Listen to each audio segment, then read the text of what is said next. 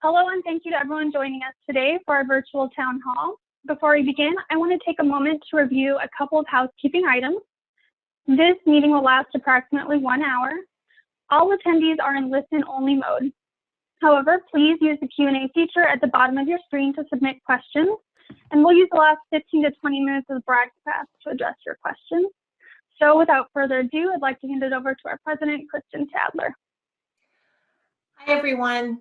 Thank you so much for tuning in and joining us for our town hall today. It is great to see everyone and hear voices from around the world. I look forward to a great conversation today. I do hope that this finds all of you and your families and your loved ones well and healthy and finding some moments of peace in these really chaotic times. For me, Valentine's Day 2020 seems like it was a different era. In my world, the entire maternity care system, the healthcare system, and my family's life has been upended. As we struggle to confront this virus, it seems that reality changes every day and the uncertainty never ends. I know many of you have been dealing with this struggle for much longer than I, and you have been dealing with it in many different ways. No one's life remains untouched, and I send my best to each of you. As childbirth educators, we all know that the childbearing years are a time of challenge and a certain amount of fear. That is why we do what we do. There's always a lot to learn, and there are many difficult decisions to be made. But now, in the midst of a global pandemic, the challenges are magnified so many times over. There is so much more fear. I know that every day, each of you is working to keep up with the latest information, to find new ways to reach families in your community, and to help them make informed decisions despite the fear. Your work now is so much more important than ever.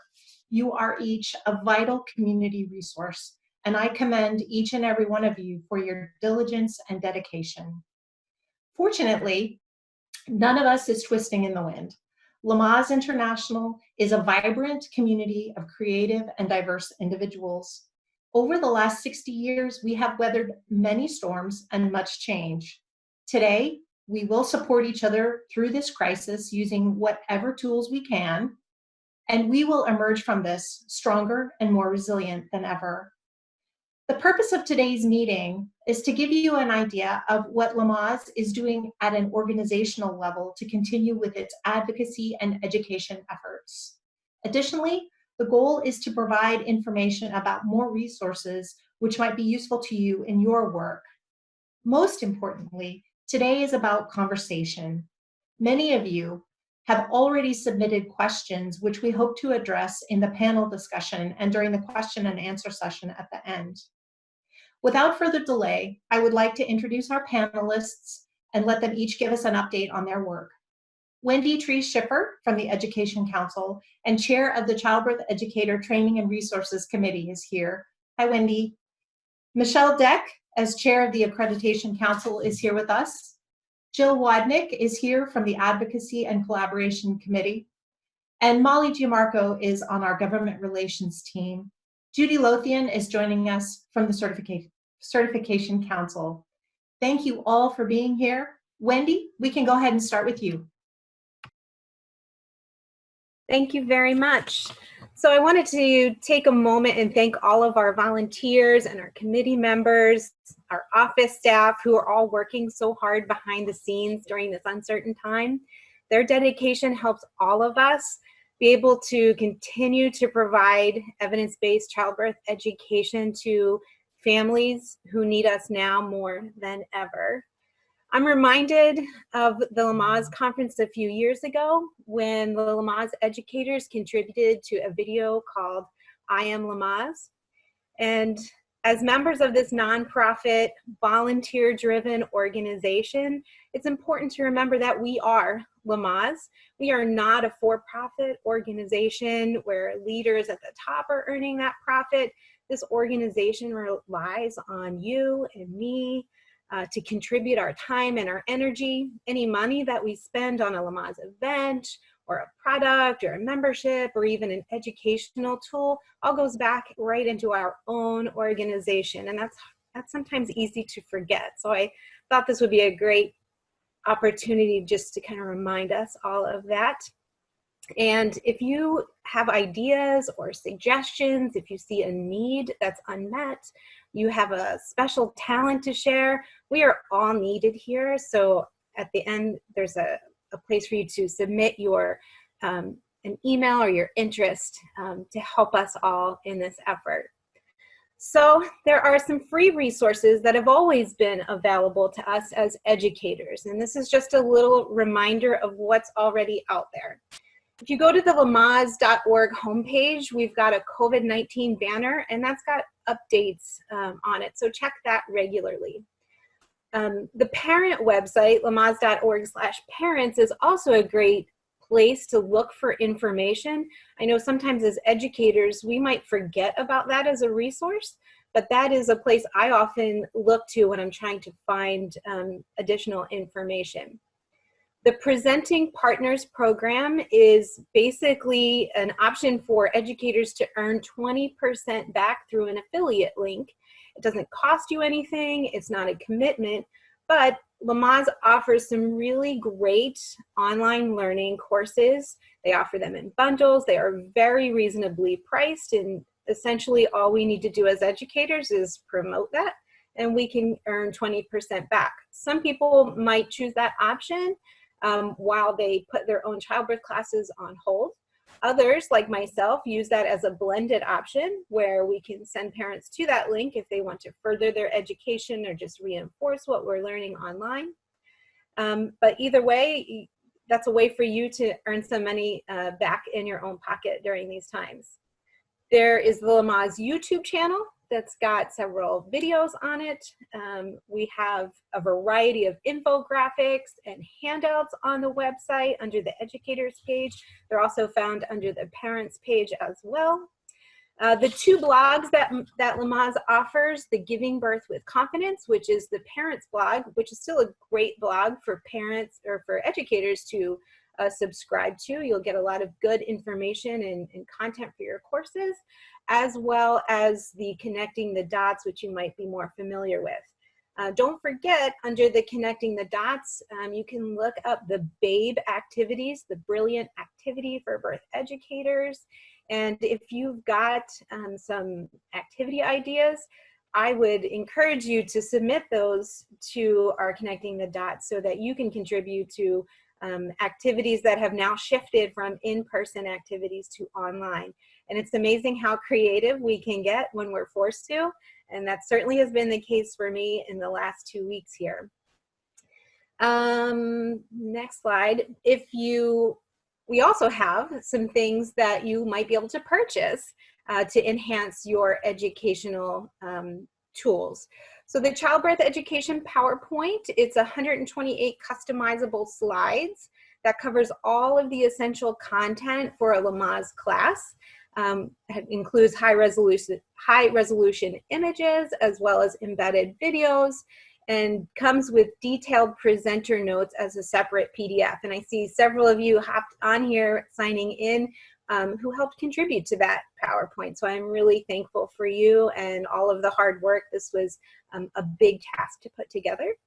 Also coming up are the 6 Healthy Birth Practices Parent Manual, which is a brand new item. It's about to be released. And that essentially is a high quality manual for parents to supplement your classes. I plan to use that in my own class. It's beautiful, I've seen it. And it basically goes into the evidence behind all of the 6 healthy birth practices in a really friendly format for parents to use. Coming soon is the Lesson Design Lab. That will include an activity database. We're really excited about that project.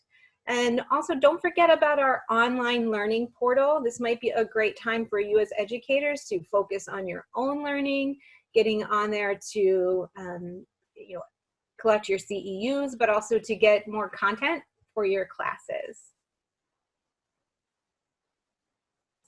We have some digital suggestions if you're going online. Zoom, GoToMeeting, Google Hangout Meets, Skype, all offer some free options for educators to be able to make that work. And then that's the email address, info@lamaze.org. If you're interested in getting involved in the Education Council or any other council, we certainly can use your help.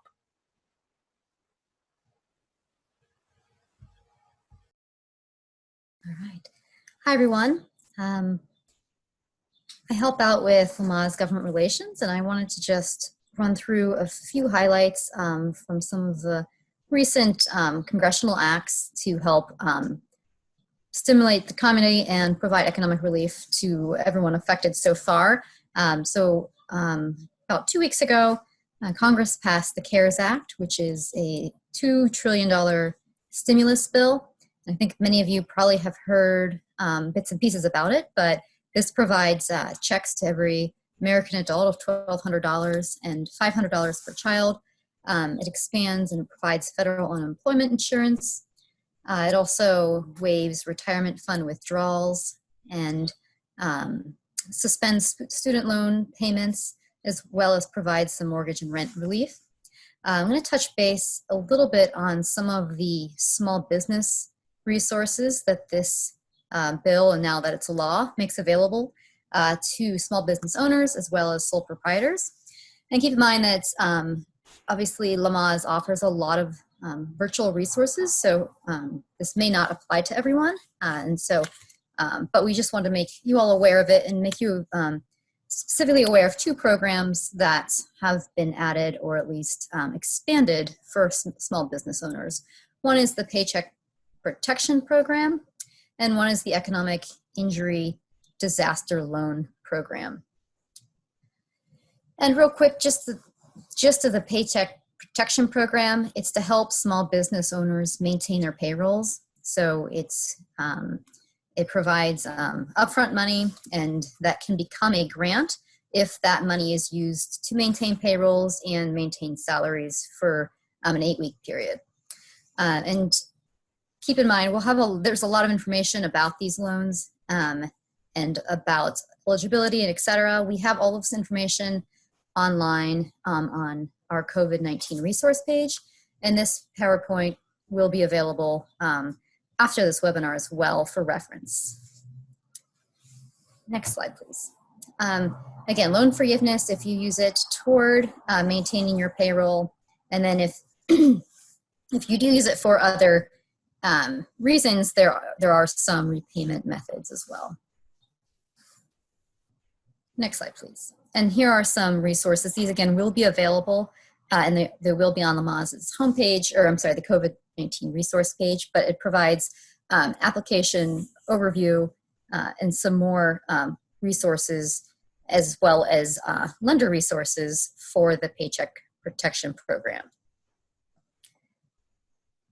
And most importantly, one thing to remember with the Paycheck Protection Program is that it is based out of your own bank and lender. It does not go, it's not an official direct loan through the government. So you would have to go to a local bank or lender for that application.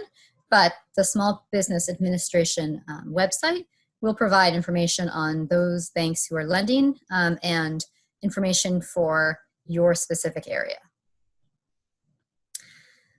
The second loan program is called the Economic Injury Disaster Loan Program, which is an existing program, but has been expanded because of COVID-19.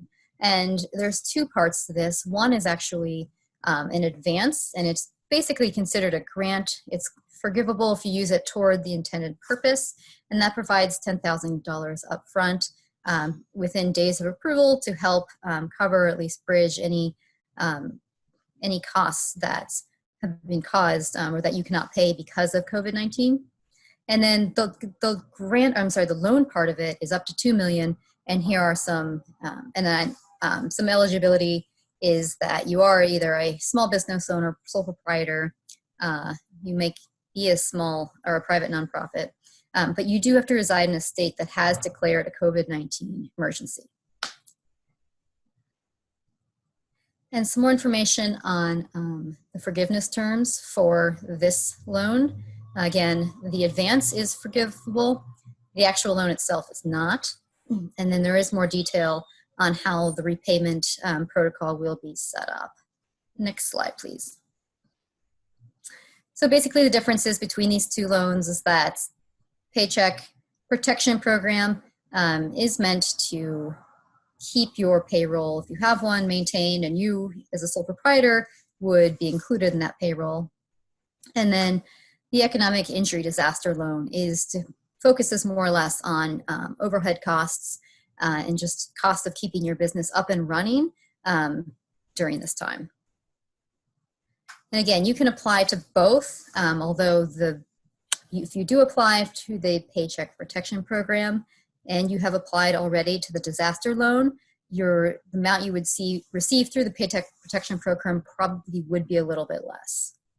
But ultimately, the application for the EIDL is here. You can just go to the Small Business Administration website. They will walk you through it. It's very streamlined, and it does not provide a lot or does not require a lot of information up front. And so they'll walk you through it there. That is directly through the Small Business Administration. And again, COVID-19 resources on the Lamaze page. You can find it here, and we'll keep this updated, and we'll list out a few more links and such for your information on these two loans.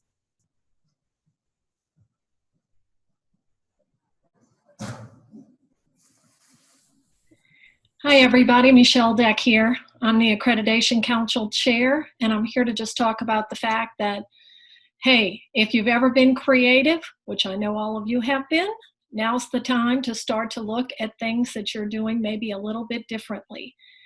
It's time for those who are educating parents to look at how can, indeed, you do social distancing with technology and actually be able to do your wonderful classes, but in a way that is remote.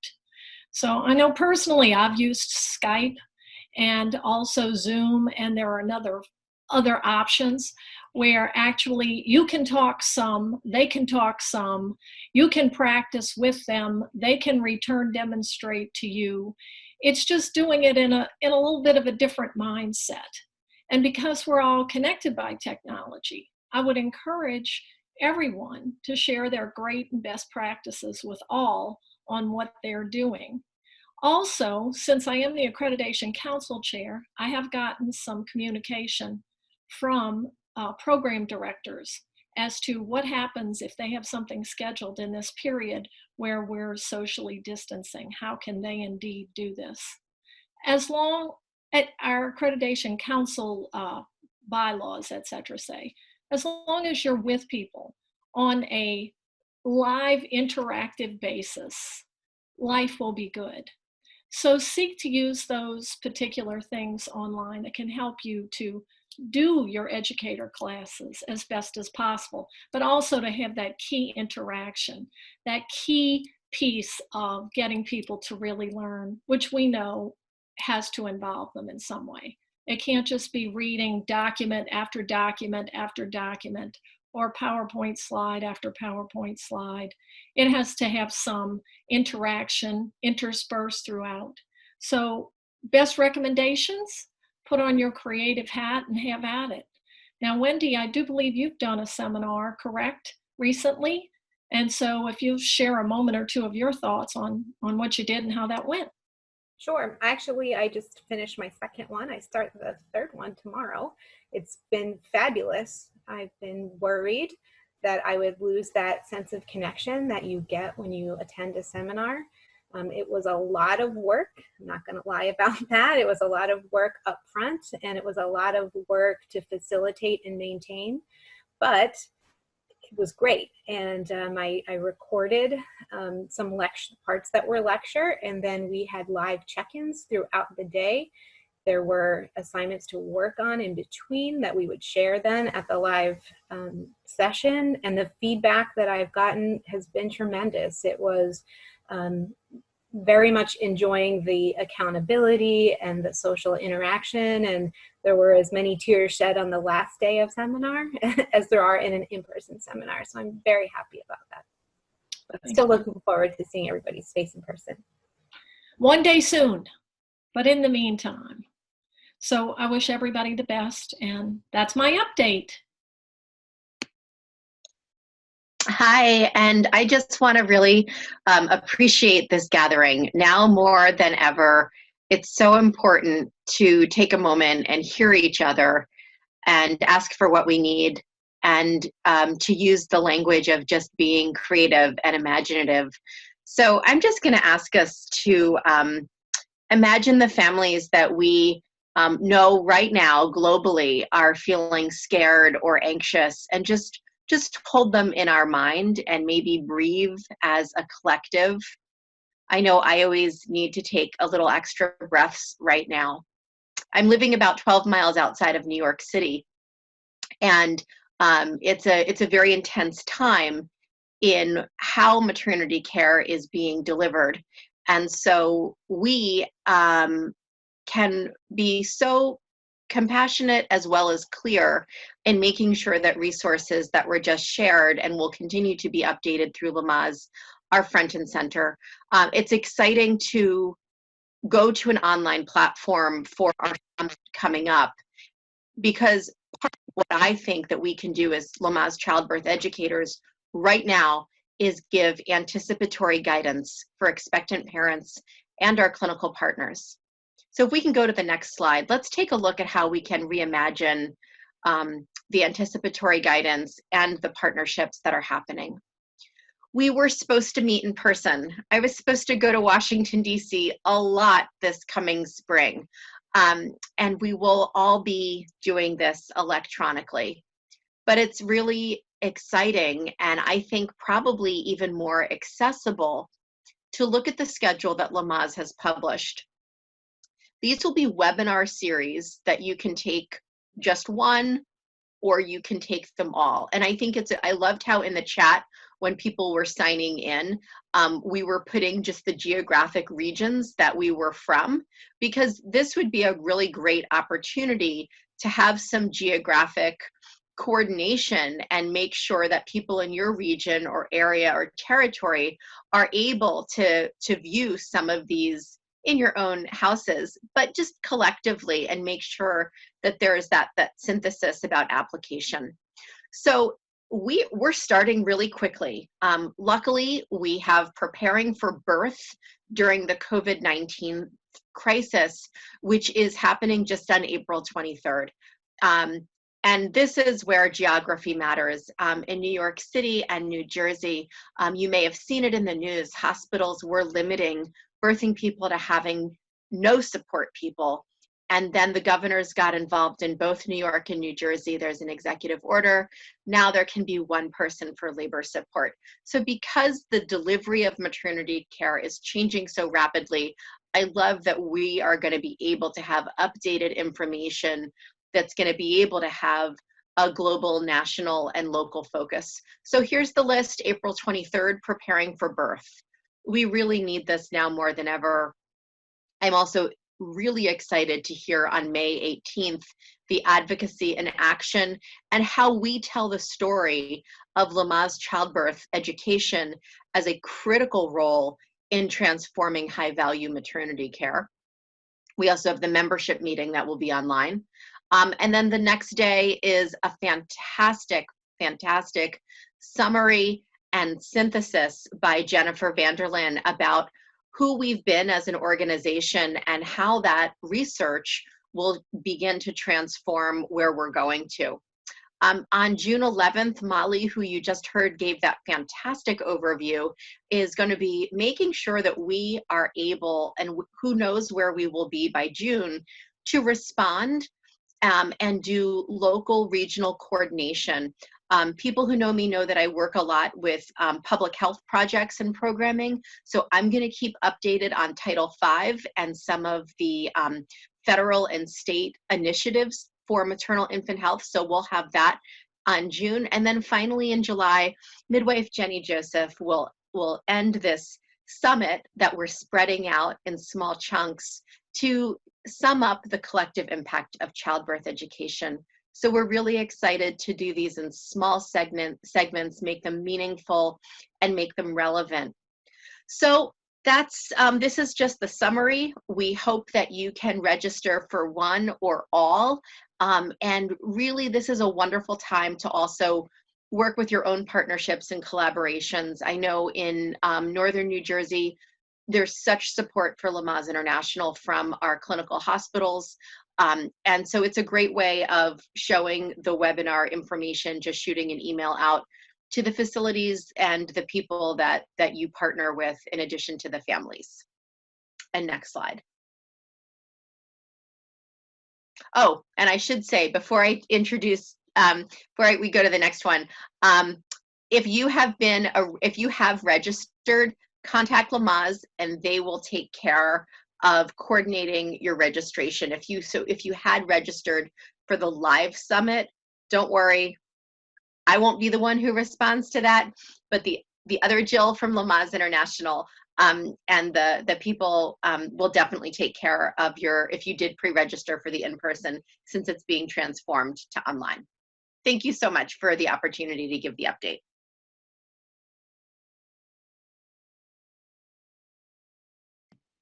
Hi there. I did see that I'm Judy Lothian from Certification, and I'll give you a little bit of an update, but I did see a question pop up on chat related to, do you have to be certified to attend these webinars? And the answer to that is absolutely not. We'd love to have everybody has anything to do with birth involved. Okay, so the May exam is very fortunately still a go. The next exam cycle is May 1st to 5th. And we were very, very lucky that our accrediting organization, NCCA, actually approved us to do a pilot with online proctoring. And so we are going to be able to offer online proctoring to our applicants, and if they don't have the option for online proctoring, they can get a proctor who will sign off related to integrity and so forth. So at any rate, although the testing centers are closed, our exam is going forward, and we're very, very fortunate to do that. And in the next, and on April 14th, the applicants will receive information related to the scheduling. Next slide. The other thing that's interesting, and if you have been up for recertification this year, you've heard about this already, but we are introducing a mandatory CE program related to the standards of practice and essential content of a Lamaze class. We do this every once in a while with recertification if we feel that there's important content that we want to be assured that our childbirth educators are up to date with. At any rate, available this week will be a webinar on essential content that satisfies the requirement, and there will be other opportunities moving forward. So if you have to recertify in 2020, you have until December 31st to take the mandatory CE. That's it.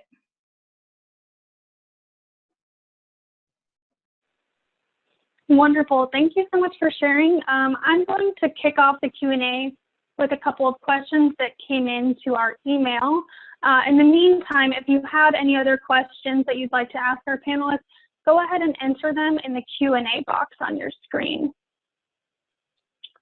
So to kick it off here, during an online session while teaching using a PowerPoint presentation, what are the benefits and drawbacks, if any, to having everyone's camera off while the presenter is teaching, or should the student's camera remain on? So I'll direct that over to Wendy and Michelle to start. Well, I'll give you my opinion and my experience. I think the best practice is have everybody with their cameras on.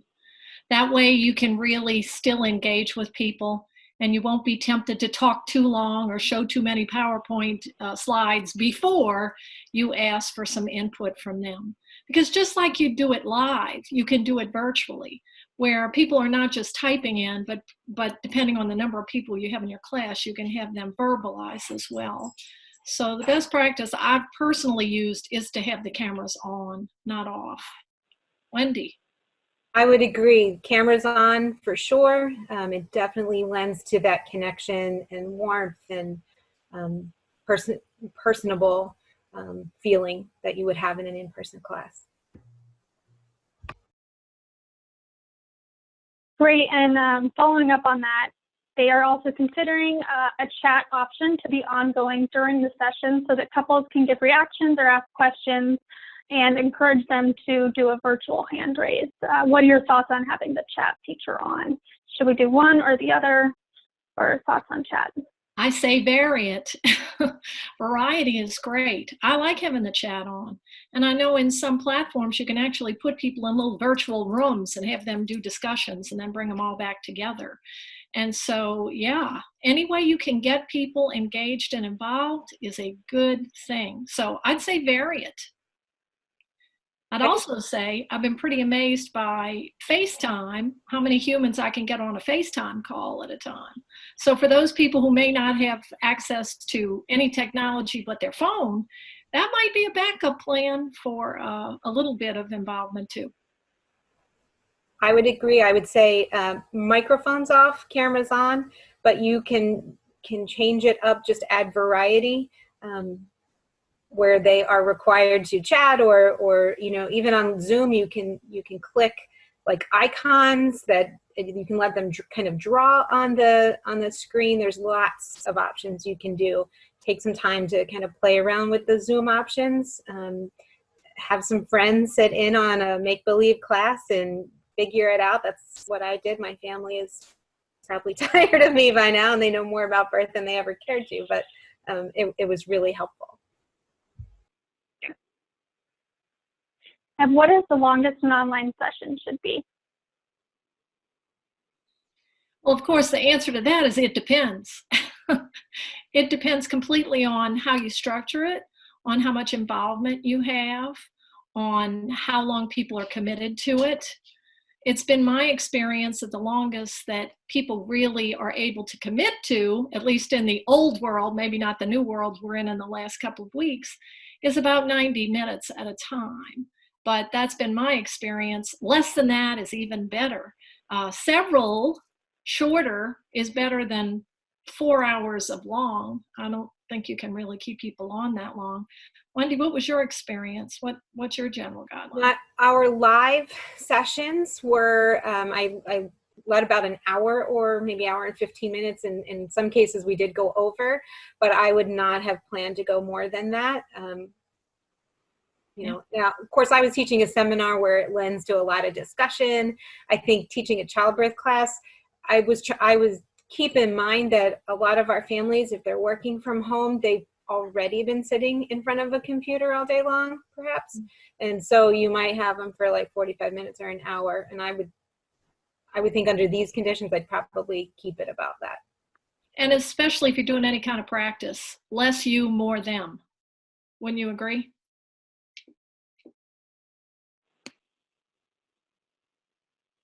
Awesome. And then we had another question and recommendation come into us. I love that you all are reaching out and making suggestions. Just as Wendy said, we're open to that. Please send us an email right into the Q&A box, whatever works for you, however you want to communicate with us.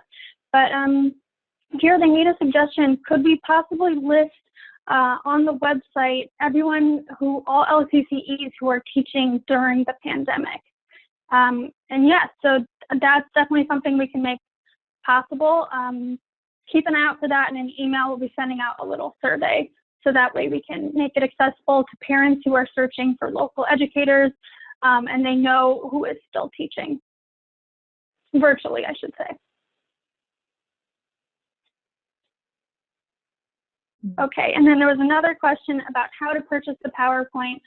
It's gone out in a couple of emails on lamaze.org. It's located under childbirth educators, and we'll also send that out in a follow-up email with this presentation in it. It is also linked on our coronavirus resources page and our e-distance learning resources page too.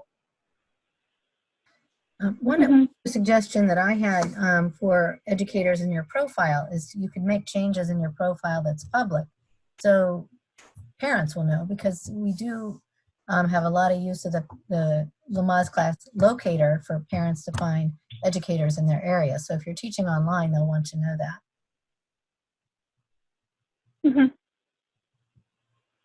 There's a question here. There was a blog or webinar about teaching virtually and I missed it. Where can I find it, please? That would be under some of the Connecting the Dots blog. That's also available on that COVID-19 resource page. We can also send that out in a follow-up email. But yeah, there's been a couple posts there about teaching virtually and teaching through the coronavirus crisis. Someone asked, is there a max number in virtual class that you have found? I think they're referring to a maximum number of participants. Are we talking about maximum number of parents, or are we talking about maximum number of childbirth educators? Because there's two different things here. There are those of us who teach parents. I like to limit mine to 3 to 4 couples when I'm teaching online to parents, because we do a lot of practicing and a lot of talking. And again, I even break them up into 2 little groups of 4, and then they come back together. I have taught large groups of childbirth educators with practice in between, but larger numbers of them than pregnant couples. And that depends on what you're teaching them as well. Hey, Michelle, I have a question for you regarding the size of the groups. Have you found a difference in the platforms that you use to teach in? Are some platforms better for larger groups? Because I found you tend to lose connection if you have very large groups in certain platforms and others are better. What about you? Oh, isn't that true? Yes, I have found Zoom to be more reliable than some of the others. Both Zoom and Skype have been more stable in my experience than some of the traditional webinar platforms, where it's hard to load in video, it's hard to get everybody there, it's hard to mute everybody. So some of the older platforms are a little bit more difficult to use and not as user-friendly with the visual aspect. So those are 2 that I find friendliest right now, but I haven't used every one. So there may be 1 or 2 more out there. Anybody else? I've had great success with Teams. That's what our university is using for all of our online courses now, and we've had great success with it. Zoom was just very user-friendly for me to figure it out quickly. And yeah. Someone here wrote in asking about charging for online classes. Do you charge one couple? Are you doing the price based on how many families are registered? In general, how are you pricing out the online classes? Well, my pricing is the same as live classes, believe it or not. I don't want that to be a barrier for people at all, especially at this point in time. I charge exactly the same thing. We have just as many meetings. I see that mine are lasting a little longer virtually than they did live, but that's a good thing. I think people are more focused and not as crazy pressed for time as they sometimes are in person. That's been my experience, but let's hear from everybody, even the people chatting in. And I'll share that I work in a community health grant, so my Lamaze classes are always free. Or actually, I'm sorry, they're usually $5. And if a family is enrolled in WIC or home visitation, or we have a referral, we waive that fee. Now, because it's online, where I work has a professional Zoom platform, we're able to do it for free.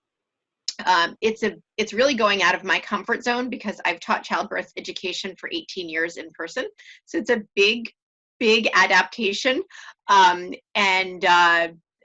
You know, I have no idea. I'll report in June what it was like, because I start mine next week. And, you know, I hope that we all are on this learning curve together. I was able to purchase the Lamaze PowerPoint, and then we'll be kind of populating that with some regionally specific resources. And now I'm feeling a little nervous about limiting the class sizes, because I had a lot of people sign up for it. So, you know, it's a learning curve. We'll all learn together and see what works. And I look forward to returning to in-person classes, hopefully in the fall. And And the chat feature, people are saying some people have already done more, 6 and 10. So people are coming up with their best practices, which is what we're all going to do here. Thanks. And I'll add that this is a great example of how we can get creative when we need to. I've kept my prices the same for the regular childbirth class, but one of the things that I've seen just following along in moms groups online, some people are coming up on their due date and their options are suddenly being turned upside down and it's not what they prepared for. So what I've thought about doing, and I haven't had a chance to get it out there yet, but I'm going to offer just short topics, like just, I don't know, your prenatal exam or something like that. Just break it down into short topics, offer it for $5 or some very minimal amount of money where it's like a 45-minute class. So it's another option for you as an educator, but it also meets the needs for people who don't have the time or the money maybe to sit through a full class. Okay, the next question here, can we shadow the online Lamaze classes? Yes, you definitely can. Just shoot me an email at education@lamaze.org and I can give you access to a couple classes if you want to shadow them. Is the new PowerPoint similar to the previous one based on the 6 healthy birth practices format? Wendy, can you speak to that? I can, and no, it's not. If you're talking about the 6 healthy birth practices from several years ago that used to come with the toolkit, this is much, much more professional looking. It has some embedded videos in it. It covers much more content and presented just much nicer. Mm-hmm.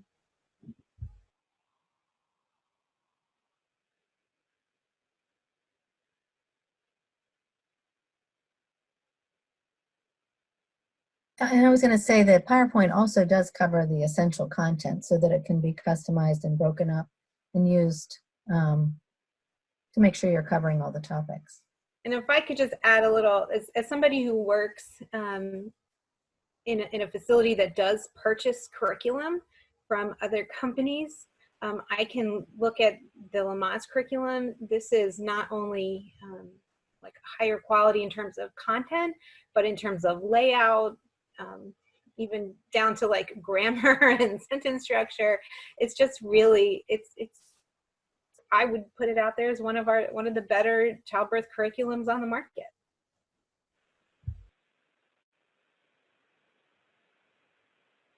Great. Is the online Lamaze class available in Spanish? Unfortunately, it's not at this time. It's something that we'd love to do in the future, and that's something that we will definitely keep on our minds moving forward. Okay, another question here. Anyone have a suggestion for Zoom toggling in and out of PowerPoint so I can do a demonstration with them seeing me larger than a thumbnail? So I would say too, really that's probably going to be you going back and forth between sharing your screen and then making sure that your video function is on. So when you set up the webinar or meeting in your settings, you'll just want to make sure that your video is turned on and that your share screen will automatically be on. So it's really going to be you clicking that on and off. At the bottom of the screen, there's a little green box. I think that'd probably be the easiest way. And then, Wendy, you can probably answer this with your virtual seminars. How have you integrated videos into Zoom meetings? I've found this challenging. So I didn't integrate the videos into the live Zoom meetings. What I did was I created a password protected website and I uploaded any videos that I wanted people to watch onto that website. I recorded videos on Zoom, and even on the free version of Zoom, the record feature is still available. And so I recorded short, 40-minute long, I think 40 minutes was the free option as long as you could go, and then I would download those and upload those to my password protected website. I used the live sessions to do lots of interaction games. I mean, it's amazing what you can when you are forced to figure out how to do it. how much can convert from in-person to online. Wendy, I have a question for you in regards to videos.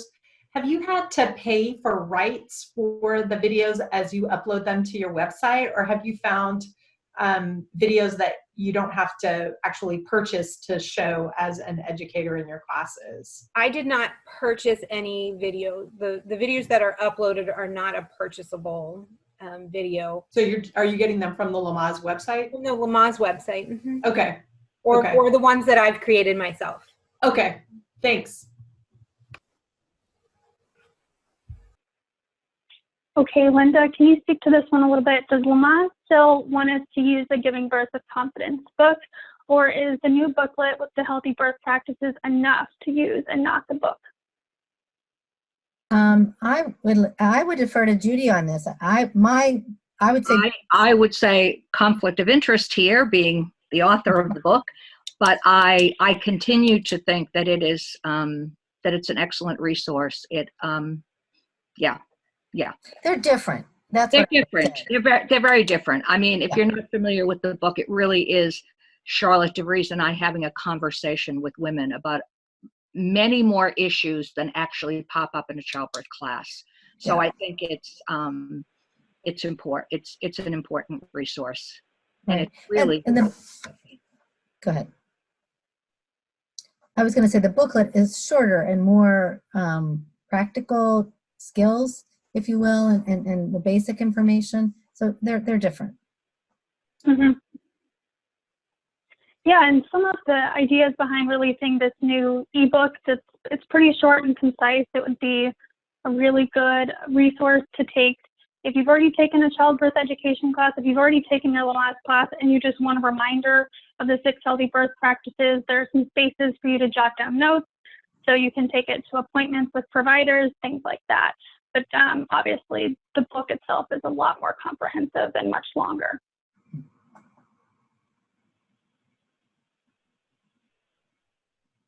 Okay, practical question here about collecting money. How is money collected for online classes? Do you use PayPal? I use PayPal. I have a registration page on my website.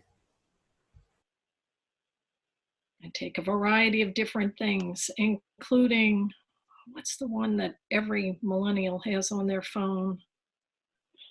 Oh, help me out. Venmo? Venmo. Venmo, there it is.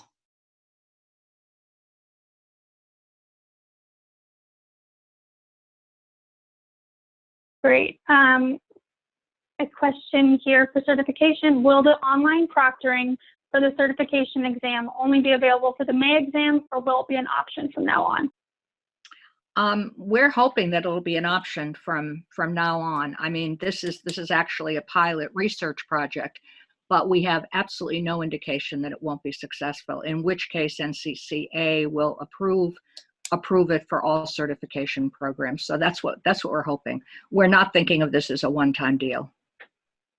Right, Linda?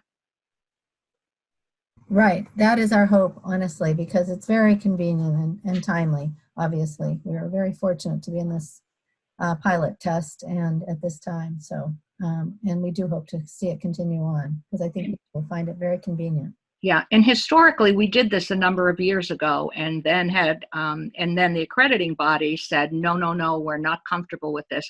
But we had very great success with it a number of years ago. So there's no, I think this is the accreditation body wanting to thoroughly research it so that they're comfortable with it. But it's kind of interesting because other certification programs are using it and universities are using remote proctoring. So I don't think that this is going to be an issue. We're going to be using this forever.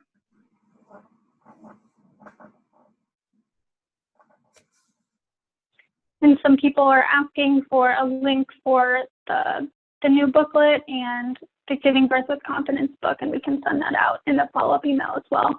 And Judy, do you know if that's available as an ebook, Giving Birth with Confidence? Yes, it is. Mm-hmm. I did see a question a little while ago about the Advocacy and Action webinar series, and I did want to just note that while those will have a live component on those dates that were shared, we are also recording that content. And so you're able to purchase it for live sessions or recorded.